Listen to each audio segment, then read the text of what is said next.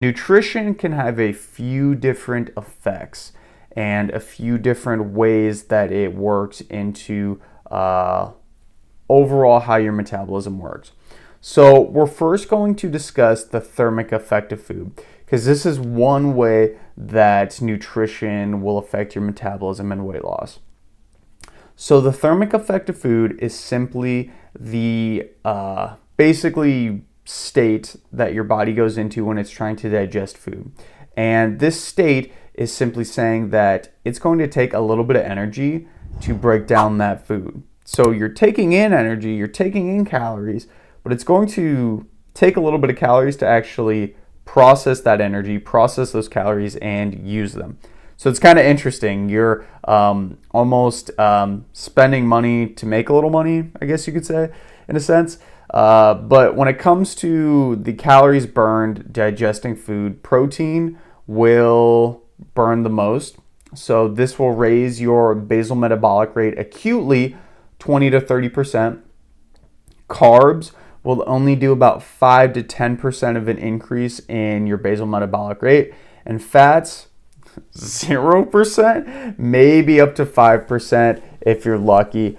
So increasing your overall protein intake is probably one of the most potent ways you can boost your metabolism, at least acutely. And if you're eating a lot of protein every single day with every single meal and being consistent about this, it could be a great way to boost your metabolism.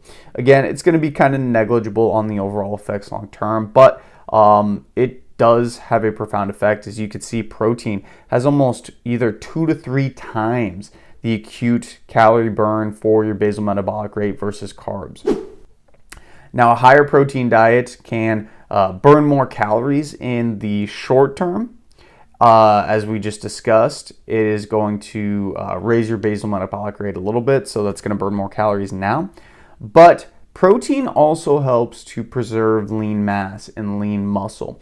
And we know from numerous different studies that the more lean mass, the more muscle somebody has, the higher their metabolic rate is going to be, assuming that they're consistently resistance training and, of course, getting in that protein so their muscle is going to stay on their body for as long as possible, okay?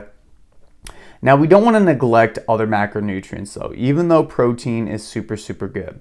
If we neglect on carbs and we neglect on fat, carbs specifically, we're going to miss out on fiber, which is really crucial to keeping our body full and also keeping ourselves regular, which is super helpful when it comes to energy.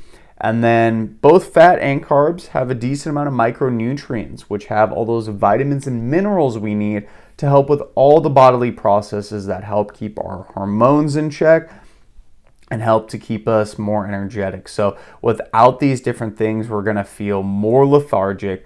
We might have some hormonal issues. One of the ones I wanted to bring up is if you're not eating enough iodine, you might actually lead to having a low thyroid function, and having a low thyroid function in your body, otherwise hypothyroidism, greatly decreases your overall metabolic rate.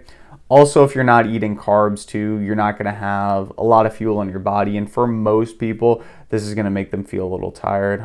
This isn't saying to overdo it, right? But it's within whatever calorie and macronutrient goal works for yourself. There's a lot of calculators online, you can find those out, and also some good information on my channel you can check out as well. And then, of course, if you're less energetic, you're not feeling good because you're tired, you don't have any energy for just movement in general, you're going to be probably less active.